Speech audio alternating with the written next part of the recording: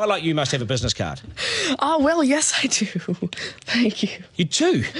At 13, you have your own business card. Okay, that's a nice start. I'll get in touch with you later. Sure. What do you do? Oh, well, mainly, I like to call myself a software and cognitive developer because I love developing with cognitive computing and artificial intelligence.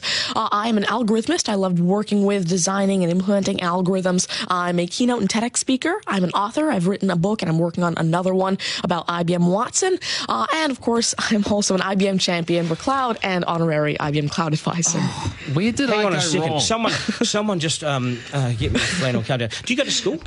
Well, I'm currently homeschooled in grade 8, going to grade 9 now. Wow. Okay, so you're bright. Artificial intelligence, it's taking over the world. Is that fair to say?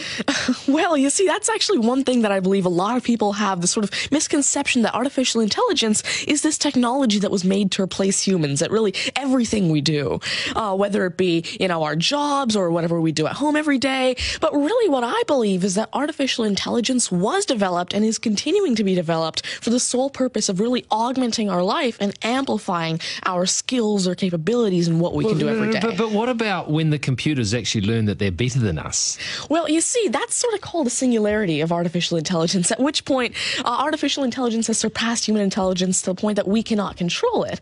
But really what I believe at this point, artificial intelligence, I won't go into the details right now since we're limited on time, but the thing is right now, artificial intelligence itself as a technology is so foolable and so primitive that either A, we won't reach that singularity point, or B, if we do, it's a very long ways off. Do you understand that, Mark? No. I couldn't. I wanted to take notes for the exam at the end of this. You lost them in the first sentence. Could I perhaps offer you a golf ball?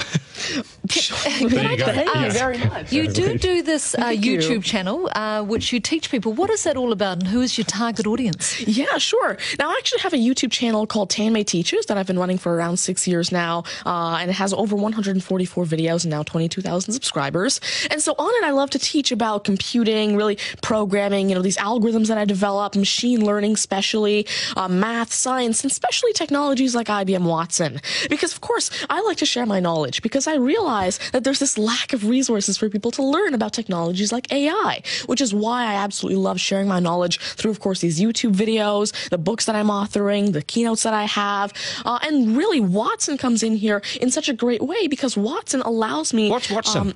Sure. Mark thinks he's a golfer, but what is Watson? Now, IBM Watson is essentially a cognitive system that allows developers to incorporate cognitive and machine learning into their applications without having to code in the actual intelligence.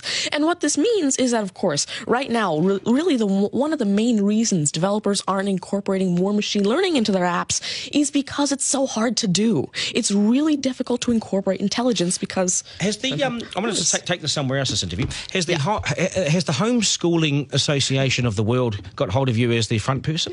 Well, there is actually a Homeschooling Legal Defense Association, I believe, HSLDA in Canada, and I actually had a keynote for them last year in Niagara Falls. You're the poster boy for homeschooling, aren't you?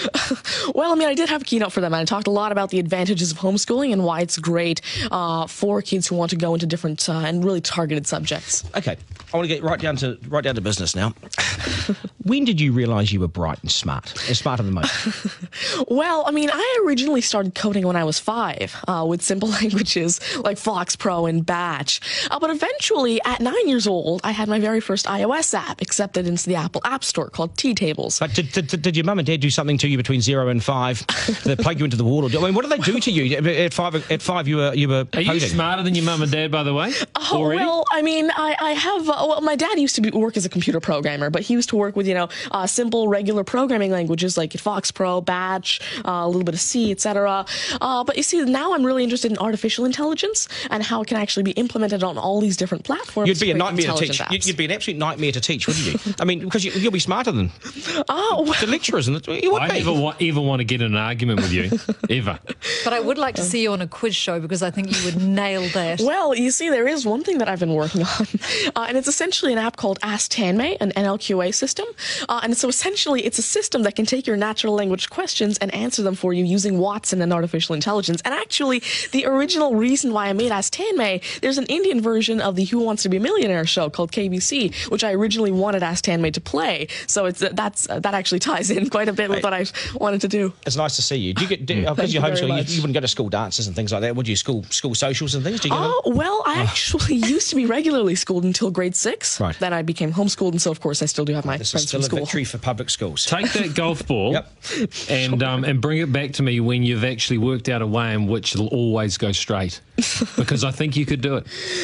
Technically, using a genetic algorithm or something. I knew there'd be an answer. Hey, it's brilliant to meet you. You're a complete inspiration. Thank you. And I hope my son was watching, a 7-year-old son. Message to Buster Garner, you got work to do, mate. Do your homework, and we got to sharpen things up. Nice to see you. Thank you very All much. the very best. Thank You're you. amazing. Thank you. You're amazing. Okay, news is next, and then we are joined by today's panel, which won't be as smart as this guy, but they'll still be good, and we will head back to the beach as well for a game of 9 and 10. So much pressure now on the contestant in 9 and 10 just to rip through it and get it right. That's coming up after 8.